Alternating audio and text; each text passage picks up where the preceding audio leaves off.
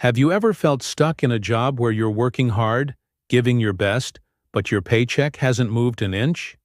They reward those who ask, and ask the right way. This isn't about being pushy. It's about knowing your worth and communicating it confidently. First, let's clear a myth. Asking for a raise doesn't make you ungrateful.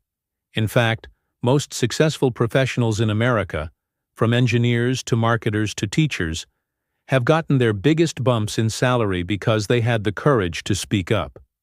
You don't have to wait for the perfect moment. You can create it. Here's how you do it. Step 1. Get the data.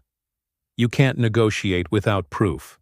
Check what people in your role are earning in your area using platforms like Glassdoor, Indeed, or LinkedIn Salary.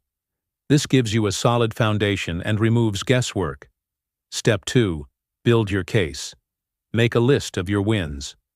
Did you meet targets? Help your team?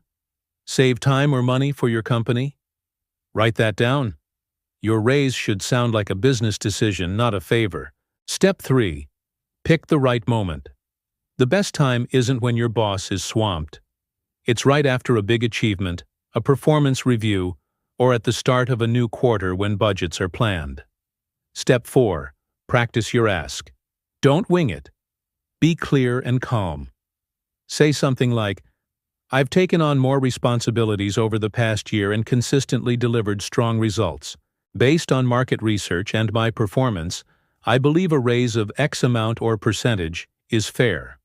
I'd love to discuss how we can make that happen." Notice, no begging. No, "I need more money." Just confidence and clarity. Step 5.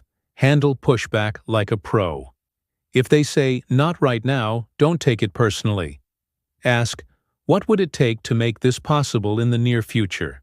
That one line turns a no into a not yet. It shows maturity, not desperation. And here's a bonus tip. If your company can't give a raise, you can still negotiate perks. Flexible hours, bonuses, extra PTO, or training opportunities. Everything is on the table if you know how to frame it. Imagine this. A year from now, you're not just sitting at the same desk doing the same job. You're earning more because you believed in your value and took action. That's the power of negotiation done right. If this helped, don't forget to like this video, share it with a friend who needs that confidence boost, and subscribe for more career and mindset tips. Because your first raise isn't just about the money, it's about setting the tone for how the world values your work.